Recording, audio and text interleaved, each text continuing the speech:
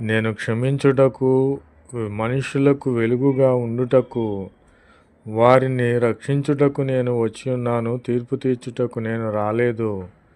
నా తండ్రి పంపి ఉన్నాడు కనుక నా తండ్రి చిత్తము ఏ విధముగా ఉందో ఆ చిత్తమును నెరవేర్చుటకు మాత్రమే నేను వచ్చియున్నానని ప్రభువైన క్రీస్తు వారు చెప్పుచున్నారు. మరియు దేవుని ఆజ్ఞలు నిత్య జీవమని నేను ఎరుగుదును గనుక ఈ సంగతులు మీతో చెప్పుచున్నాను.